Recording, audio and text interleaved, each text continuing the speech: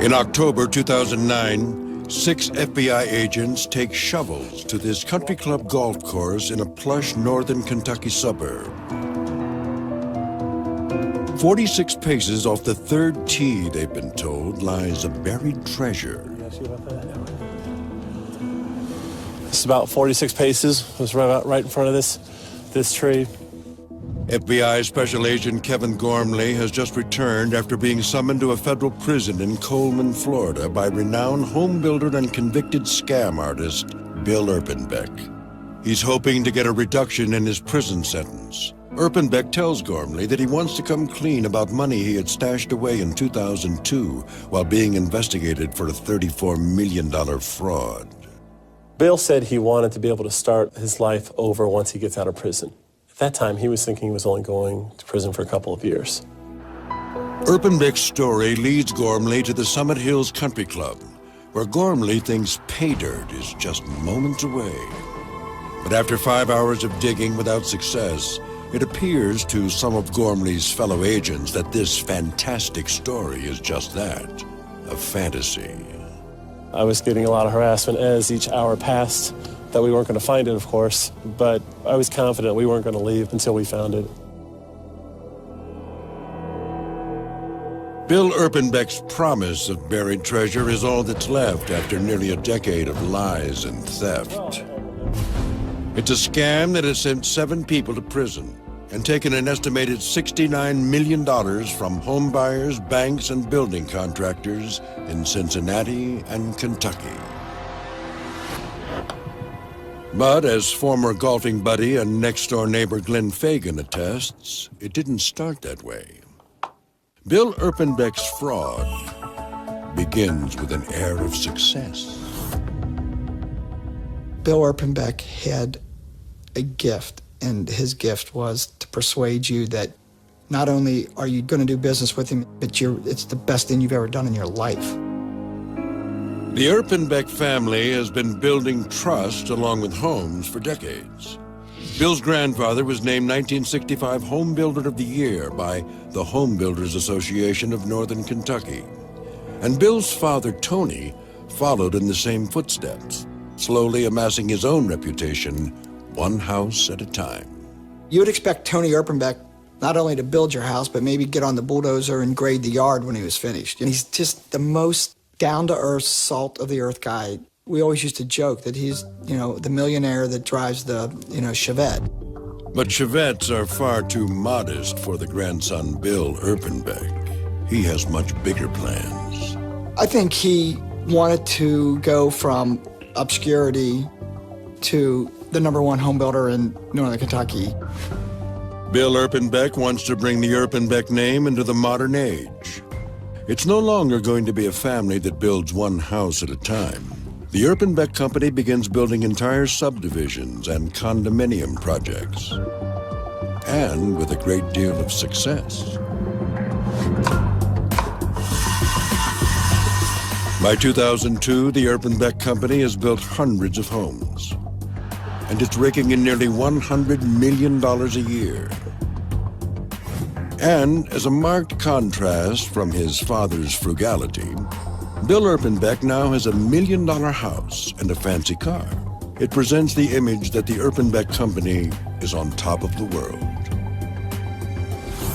He was the 3rd largest builder in greater Cincinnati at the time. He came recommended by a lot of people in the community, including my employer.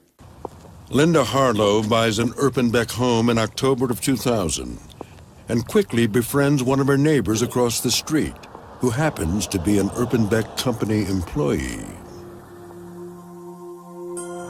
One evening in April of 2002, however, that neighbor wants to have a talk.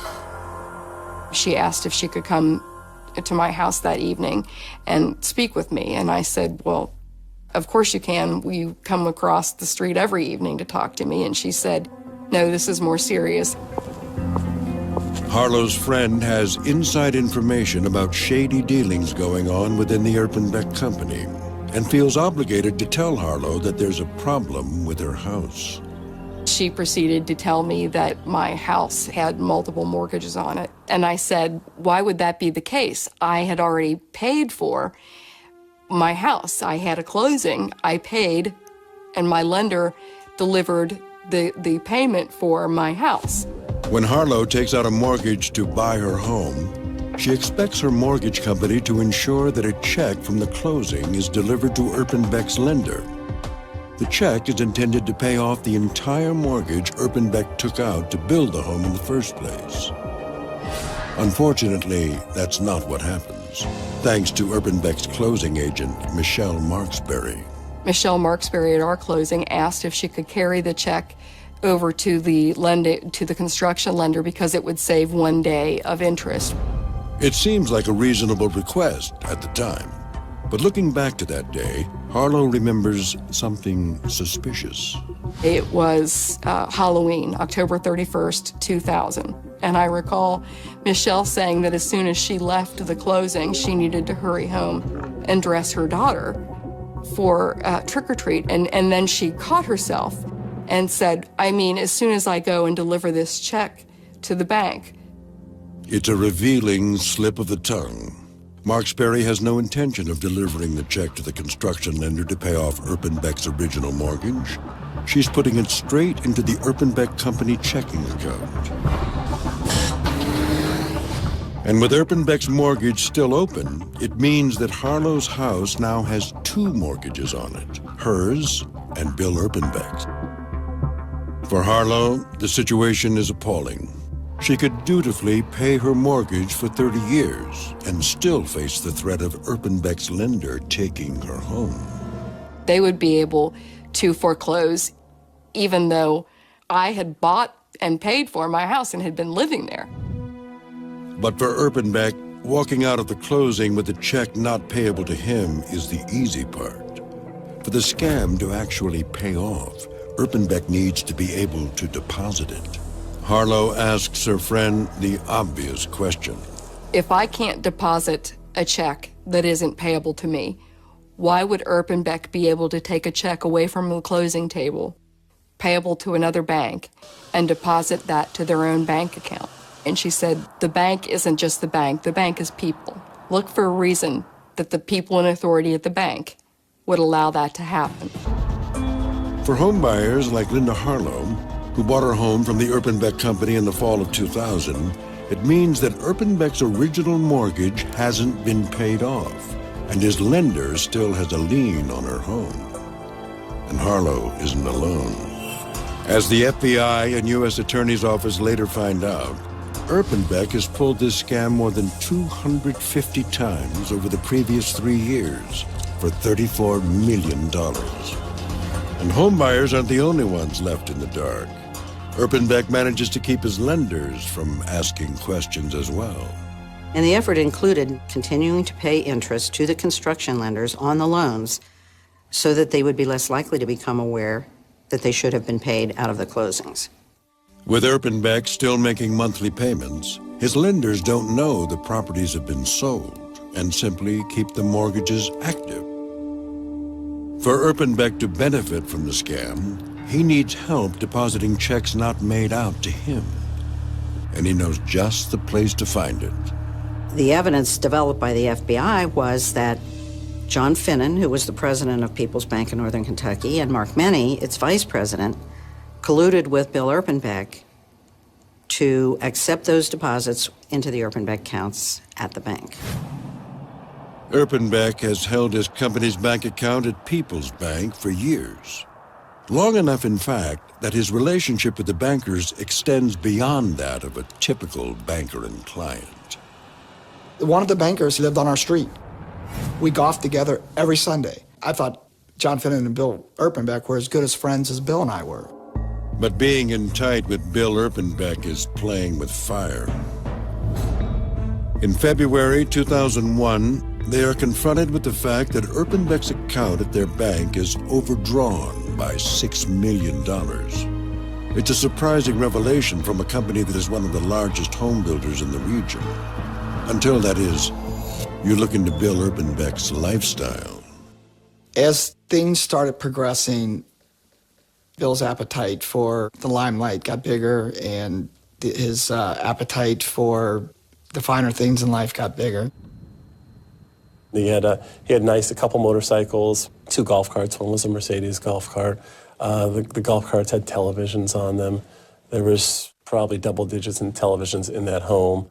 He had the built-in movie theater with 20 Barca loungers that were tiered up and a racing center for those cars that you would race against each other.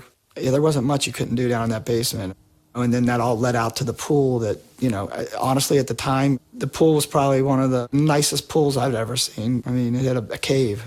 People had a pool with a cave in their backyard. By 2001, the money coming in can't keep up with the money going out. But Erpenbeck has a plan.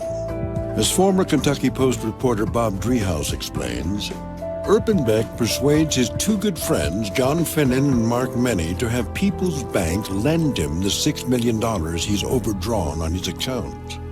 It was another great sales job. He said, hey, look, we've got a lot of homes coming online. We're just in a cash crunch at the moment, and I just need you to cover me on these millions of dollars in overdrafts. Finnan and Menney sneak around the board of directors at People's Bank to give Erpenbeck the money. But in no time, they find themselves sliding down a slippery slope. Assistant U.S. Attorney E.J. Walburn later prosecutes Finnan and Menney for their participation in the fraud. I think that probably they panicked more and more. We're into him $6 million. What do we do? Well, the only way we're ever going to get out of this hole is to get him more money. It's how $6 million problems turn into $34 million frauds. And it grows from there. Finnan and Menney reach out to other Kentucky banks and illegally mislead them into lending Erpenbeck another $29 million. They were representing that the Erpenbeck company was healthy, when in fact it was a bottomless pit. Then there's the most destructive act. Their bank allows Erpenbeck to take nearly 200 checks that aren't made out to him. And instead of using them to pay off his construction mortgages, he deposits them into his own bank account, leaving hundreds of homebuyers in the same situation as Linda Harlow, facing the threat of losing their homes. John and Mark are both honorable men, and I still believe that to this day. I think what happened is that you have John and Mark trying to make this thing go. Then maybe it'll turn itself around and everybody will be made whole and we'll move forward. But this company was spiraling out of control. So out of control, in fact, that by April of 2002, the stolen deposits and ill-gotten loans have ballooned into a $69 million fraud. When American greed returns, if his banker friends are hoping for a turnaround, Bill Erpenbeck may be a lost cause. You start looking back going, well, yeah, the guy was vacationing 20 weeks out of the year. The guy was at the bar every night drinking. Who was running this empire if he was doing all this?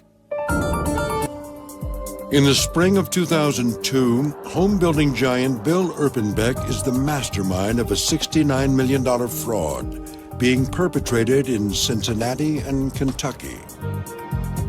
Among the victims are more than 250 homebuyers, more than 40 title companies, and 40 banks. But remarkably, despite siphoning $69 million of other people's money into his bank account, Erpenbeck can't keep the company afloat. The bricklayers, electricians, and carpenters who build the houses start to notice the company's cash flow problems in 2001. And the Erpenbeck companies were first slow to pay their subcontractors and then just stopped paying them. And when they start going after home buyers to collect what they're owed, the fraud breaks wide open. Charles and Serie Mitchell buy their 3-bedroom Erpenbeck home in Independence, Kentucky in 2001. We went to every builder, looked at every model home. We went to all the home fests. And then when we found this one, of course, this is perfect. But just months after moving in, the Mitchells received the world's worst housewarming gift, $2 2 liens filed against their home by frustrated subcontractors. It seems they were hired but never paid by Bill Erpenbeck. One of the liens is for only $100, but the other is for more than $22,000. I thought it was a joke, and I told him, oh, that can't happen. I didn't believe it, but we found out it was, true. For the Mitchells, the situation is dire. With liens filed against their home, it could be foreclosed upon through no fault of their own. It's an unthinkable result. All the money that we had, we put into getting in this house. We didn't have anything. We were spent out. Charles Mitchell calls Bill Erpenbeck personally to resolve the liens. I called him and I talked to him briefly over the phone, and he said it was a big mistake. He apologized and all that, and he's going to make it right. Erpenbeck does, in fact, pay off the liens. But the Mitchells soon realize that those are only the first cracks of the foundation. Like hundreds of other home buyers, the Mitchells discover Erpenbeck never paid off his original loan, and that they could again lose their brand new house. We went through hatred. We were kind of hysterical. We were scared. We were outraged. We were all these things. The Mitchells hire attorney Brandon Volker to take up their case. This was the actual statement of mechanics and materialmen's lien that the Mitchells received, and ironically, it was over $100. Little did they know at the time that it was substantially more money at issue with their house other than this $100. When you bring it down to just its basics, it's just pure stupidity. It's pure theft. It's as simple as some person walking into a store and shoplifting and just walking out with the item, not even trying to hide it, just carrying it out triumphantly. I just shoplifted from you. That's essentially what was going on with Erpenbeck. Volker begins a class action lawsuit in the Mitchells' name, but he doesn't go after Erpenbeck. He sues People's Bank for allowing Erpenbeck to divert checks not payable to him into his company's bank account. As Volker contacts title agencies and banks, word of the fraud cascades throughout the home building industry, and Erpenbeck knows the fraud is coming to an end. 4 banks and a title company had discovered what Bill Erpenbeck was doing, confronted him about it, and perhaps he decided that it was in his best interest to come forth to the government before the government approached him. When American greed returns, Bill Erpenbeck tries to get ahead of the fraud's investigation, and he does it in disgracefully dramatic fashion. It just seemed like it was out of a mob movie almost. Father and son pressuring the daughter into admitting to crimes that she... In the early spring of 2002, Bill Erpenbeck is spiraling deeper into a $69 million fraud. He's been diverting checks from home buyers into his company's bank account that are meant to pay off his construction loans, leaving hundreds of home buyers holding the bag for his debt and facing the possibility of losing their homes. But the outside world is catching up to him. It was about to be discovered because there was just too many people contacting him, too many people upset he didn't have the money at the time to pay all these people off. On March 22, 2002, Erpenbeck decides to come clean to the government, or his version of clean anyway. Bill Erpenbeck isn't the type of captain to go down with a ship. In a conference room at the U.S. Attorney's Office in Cincinnati, he tells Assistant U.S. Attorney Kathleen Brinkman and FBI Special Agent Kevin Gormley that the fraud was started without his knowledge by the company accountant, Laurie Erpenbeck, his sister. It's a dramatic performance. He cried a little bit, and he tried to put it off on his sister that she's had a rough life. Poor Laurie, I think she just wanted to help. Laurie Erpenbeck does, in fact, have a hand in the fraud, but is hardly its mastermind. Her role in the fraud was primarily depositing the checks. But she can't handle the deceit. Months before Bill Erpenbeck goes to the FBI, Lori Erpenbeck leaves the company. She didn't want to be involved with it anymore. She was feeling more and more pressure to do things she didn't want to do.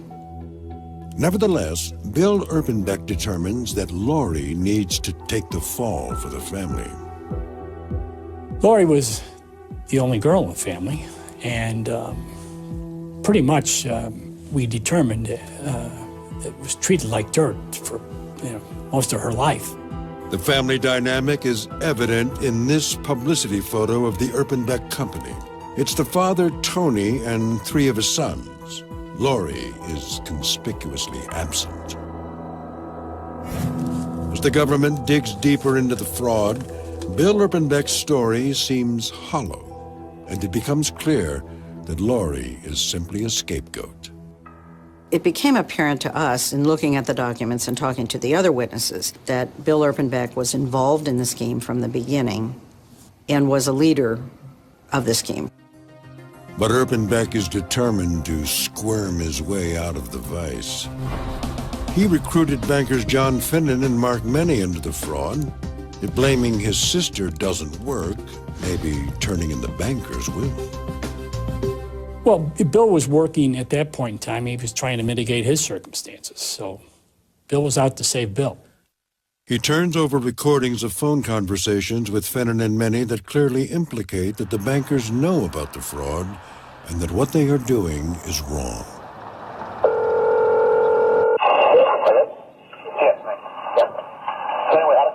Everybody realizes we're doing exactly the opposite of what we're supposed to be doing. It appears that ratting out the bankers might just work. He makes a deal with the government. He pleads guilty to 1 count of bank fraud, and in exchange for his cooperation, the government will pursue a sentence much less than the 30-year maximum. Based on his assistance, making the tapes with Finnan and Many, telling us the involvement of other people, it likely would have brought him down to 10 years. But Bill Erpenbeck isn't one to accept a first offer. He has more tricks up his sleeve. Bill, in typical Bill Erpenbeck fashion, figured I can manipulate the system. And once again, his sister Lori is the sacrificial lamb. Days before she is scheduled to testify at Bill's sentencing hearing in February of 2004, Kathleen Brinkman gets some shocking news from Lori's attorney. He said her father is putting pressure on her to lie at this upcoming hearing related to the sentencing of Bill. The elder Erpenbeck is asking her to take the stand and the blame. But Lori has finally had enough. She agrees to wear a wire and 2 nights later meets with her father. As they drive through the streets of Covington, Kentucky, 5 FBI vehicles follow, listening to the conversation on a transmitter. It was rainy. It was just difficult to follow them. We'd hoped they would stay in the area. Unfortunately, they did. Tony drives Lori to the Marriott Courtyard in Covington, where the stakes are raised. On the top level of the parking garage, Bill Erpenbeck is waiting. When Bill got in the car, it was just a tag team. They're asking for her to take the fall, to say it's happened on her watch, that she caused it.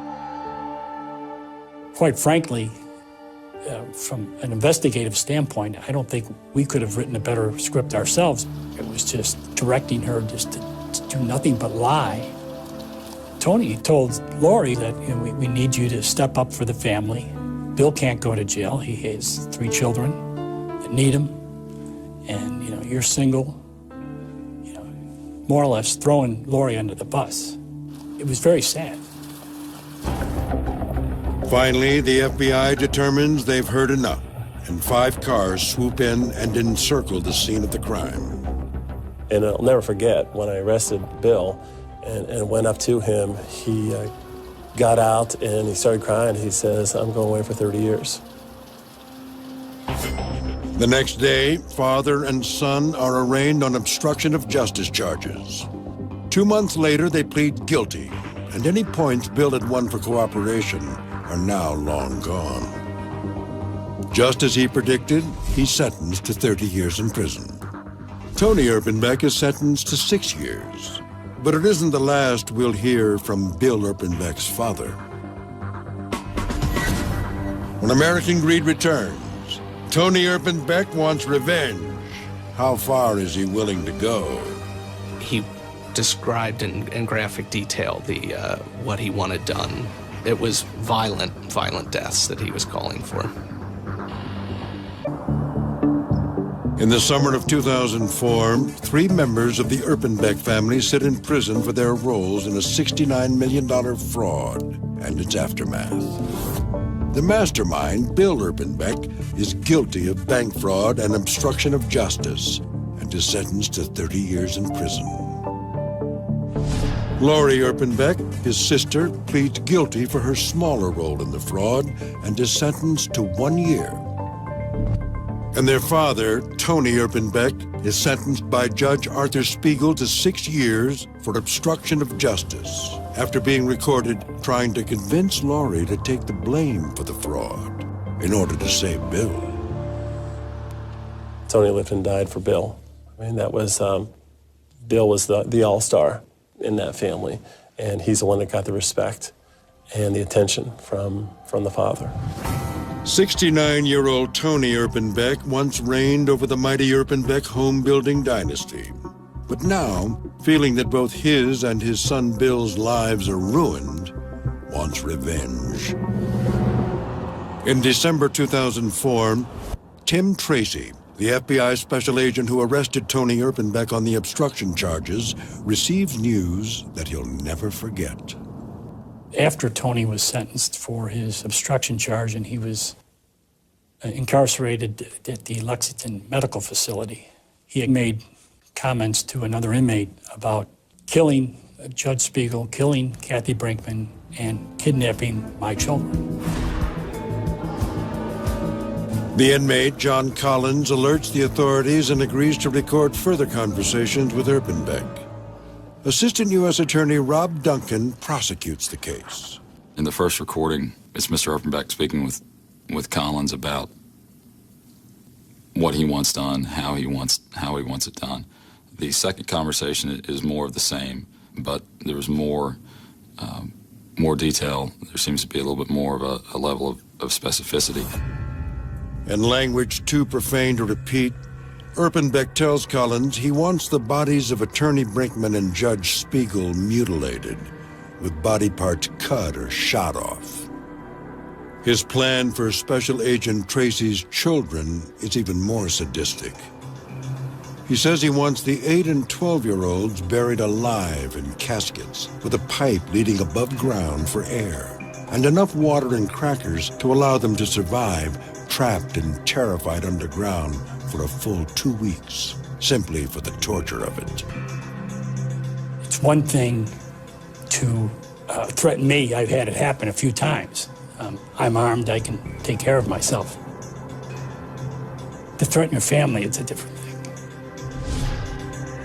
The inmate, John Collins, leads Erpenbeck to believe that he is capable of carrying out the threats, and Erpenbeck lets him know he's serious. They talked about price and $500,000 payment initially, and then an additional amount if it was carried out and completed. I think that is when Mr. Erpenbeck made the statement about if it takes $1 million, it takes $1 million. Knowing it will become public, Tracy decides that he needs to let his children know about the threats. They were just amazed that someone could be that mean. But I didn't tell them everything, but it eventually was in the newspaper. My oldest child read it, was pretty upset. I mean, had he talked to somebody else other than Mr. Collins, who knows what would have happened. Fortunately, the only thing that happens is that on April 7th, 2005, Tony Erpenbeck is indicted on 7 counts relating to the plot. He goes on trial 8 months later. His claim was, I wasn't serious, that I was afraid of Collins, that I was afraid of prison life, and that he never intended to carry out the threats. It could conceivably be a persuasive argument, until the jury hears the tapes. I think they resonated. Certainly, they resulted in, at least in part, in his convictions. Tony Erpenbeck is convicted on 4 counts of solicitation for threatening to kill a federal judge and federal law enforcement officer, and threatening to kidnap a federal officer's family members. It extends his total prison sentence to 20 years. Once again, it appears that the Erpenbecks have no more options, but that would be underestimating their demented creativity. In the summer of 2009, former home-building giants Bill and Tony Erpenbeck sat in federal prisons, serving out long sentences for their participation in a $69 million fraud and its aftermath. Lori Erpenbeck has served a 1-year sentence for her role in the fraud and has been released. The Erpenbeck closing agent, Michelle Marksberry, has pleaded guilty to 1 count of bank fraud and serves 2 years. She's also been released. Bill's brothers, Gary and Jeff Erpenbeck, are investigated in the fraud but not charged. For the hundreds of home buyers represented in Brandon Volker's class action lawsuit against People's Bank, there's even a happy ending. The bank, which allowed illegal deposits into Erpenbeck's account, pays off all the construction mortgages that Erpenbeck had left on the home buyers' houses. My clients went through a lot, but they got what they were supposed to have gotten from day one, their house free and clear. It's something Charles and Sherry Mitchell, the initiators of the suit, can be proud of. I felt good that we not only helped ourselves, we helped a lot of other people. That was a good feeling. Yeah. I can only speak for myself. I mean, I felt good about that. Unfortunately for Linda Harlow, she is left dealing with the fallout from Erpenbeck's fraud for years. Because Erpenbeck never cleared his original loan on the construction, the house is burdened with an overwhelming amount of debt. It was $240,000 on a house that was worth $142,000. She declares bankruptcy and walks away from the home. Sometimes you just can't give a house away. I tried to give clear title to my bank. They couldn't take it. I tried to give the title back to Erpenbeck's lender. They couldn't take it. Eventually, she finds recourse by suing her mortgage company, which she believes botched the closing by not fulfilling its responsibility of making sure Erpenbeck's loan was paid off. At the end, it was settled favorably in my case. You can't get back the frustration. But, you know, I learned a lot from it. People's Bank, which is very profitable before the fraud breaks, can't recover from the money they owe from the lawsuits and are eventually sold. In June 2004, John Finnan and Mark Many each plead guilty to 3 counts relating to bank fraud and go on to serve 5 years and 4.5 years respectively. In all, Bill Erpenbeck leaves behind him a trail of destruction that lands 6 people in prison for combined sentences of more than 60 years and defrauds banks, title companies, and homeowners of more than $60 million. In November 2005, Erpenbeck talks with a Cincinnati news station from prison in Florida to make one last sales pitch for sympathy. We all made mistakes. I did, John did, Mark did. You know, I thought about it 1,000 times since then. If I just would have thought of one thing, if I just would have thought of the customer first, not thought of everything else. But 4 years later, Erpenbeck thinks he's suffered enough.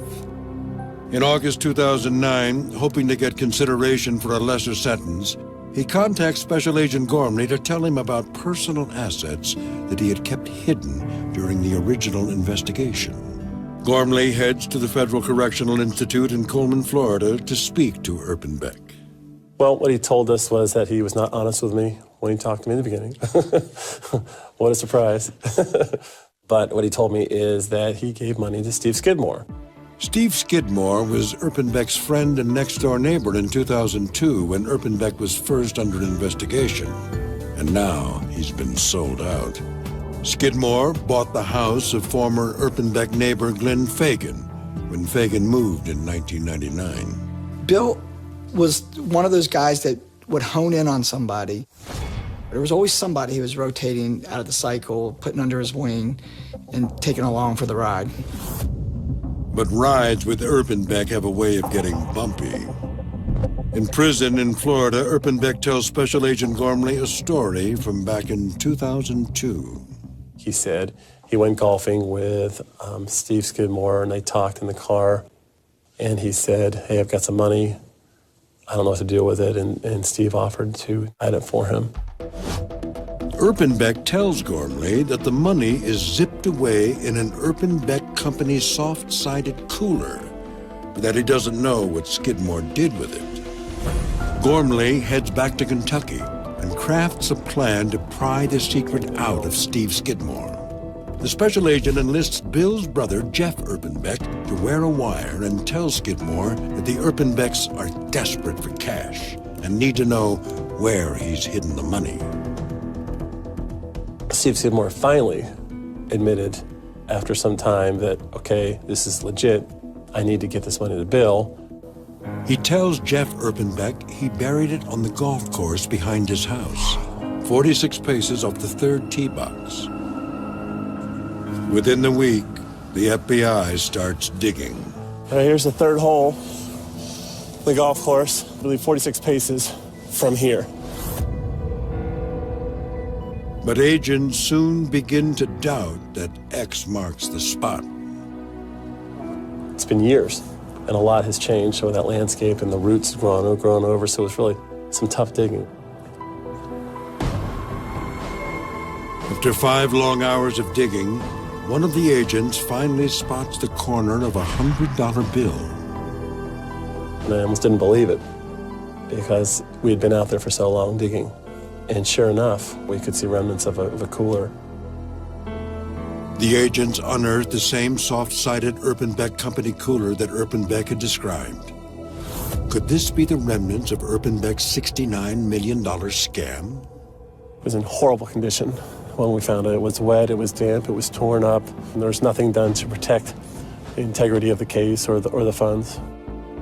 Nevertheless, the agents are able to salvage enough pieces to send to the Department of the Treasury, and they receive back a check for $257,611. Skidmore, who had previously told Gormley he knew nothing about hidden money, is charged with making false statements to a federal agent. His excuse is sadly naive. He just said he did it for Bill. It was just, again, blind loyalty.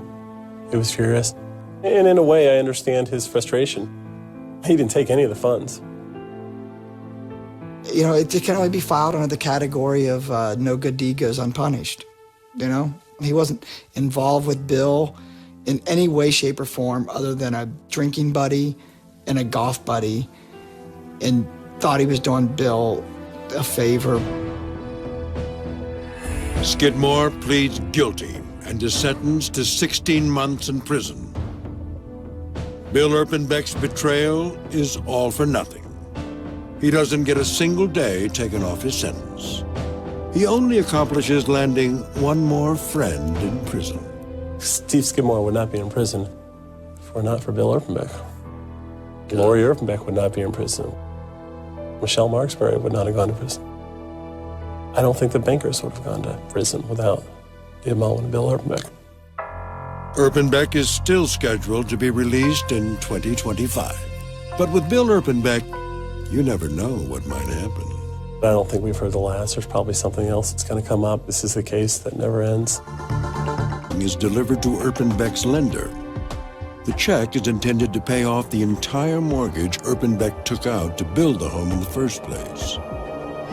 Unfortunately, that's not what happens, thanks to Erpenbeck's closing agent, Michelle Marksberry.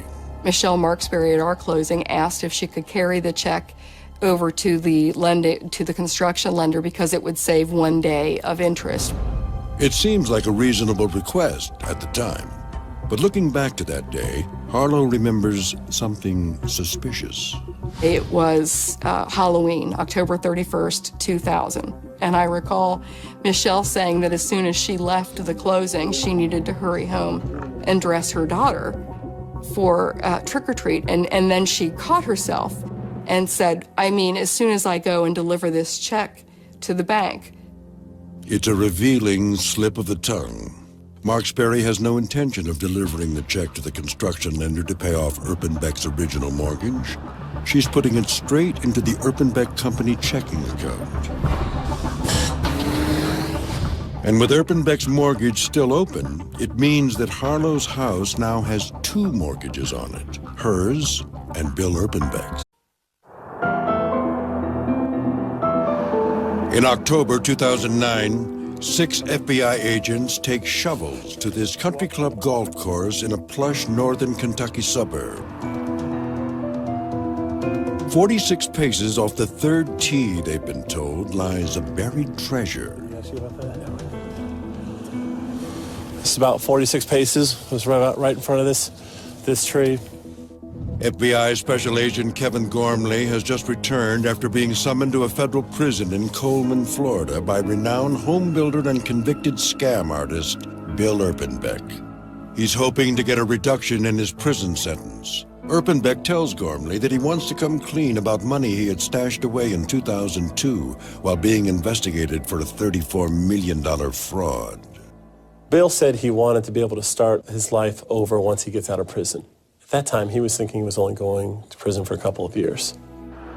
Erpenbeck's story leads Gormley to the Summit Hills Country Club, where Gormley thinks pay dirt is just moments away. But after 5 hours of digging without success, it appears to some of Gormley's fellow agents that this fantastic story is just that, a fantasy, one house at a time. You would expect Tony Erpenbeck not only to build your house, but maybe get on the bulldozer and grade the yard when he was finished. And he's just the most down-to-earth, salt-of-the-earth guy. We always used to joke that he's, the millionaire that drives the, Chevette. But Chevettes are far too modest for the grandson Bill Erpenbeck. He has much bigger plans. I think he wanted to go from obscurity to the #1 home builder in Northern Kentucky. Bill Erpenbeck wants to bring the Erpenbeck name into the modern age. It's no longer going to be a family that builds one house at a time. The Erpenbeck Company begins building entire subdivisions and condominium projects. And with a great deal of success. By 2002, the Erpenbeck Company has built hundreds of homes. And it's raking in nearly $100 million a year. And as a marked contrast from his father's frugality, Bill Erpenbeck now has a $1 million house and a fancy car. It presents the image that the Erpenbeck Company is on top of the world. I was getting a lot of harassment as each hour passed, that we weren't going to find it, of course, but I was confident we weren't going to leave until we found it. Bill Erpenbeck's promise of buried treasure is all that's left after nearly a decade of lies and theft. It's a scam that has sent 7 people to prison and taken an estimated $69 million from home buyers, banks, and building contractors in Cincinnati and Kentucky. But as former golfing buddy and next-door neighbor Glenn Fagan attests, it didn't start that way. Bill Erpenbeck's fraud begins with an air of success. Bill Erpenbeck had a gift, and his gift was to persuade you that not only are you going to do business with him, but it's the best thing you've ever done in your life. The Erpenbeck family has been building trust along with homes for decades.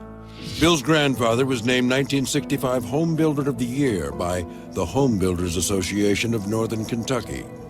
And Bill's father, Tony, followed in the same footsteps, slowly amassing his own reputation. He was the 3rd largest builder in greater Cincinnati at the time. He came recommended by a lot of people in the community, including my employer.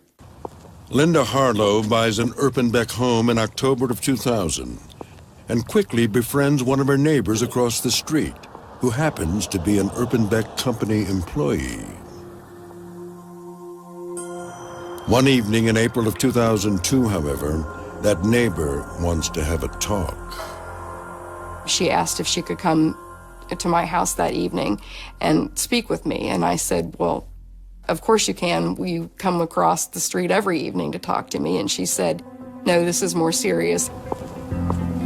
Harlow's friend has inside information about shady dealings going on within the Erpenbeck company and feels obligated to tell Harlow that there's a problem with her house. She proceeded to tell me that my house had multiple mortgages on it. And I said, why would that be the case? I had already paid for my house. I had a closing, I paid, and my lender delivered the payment for my house. When Harlow takes out a mortgage to buy her home, she expects her mortgage company to ensure that a check from the closing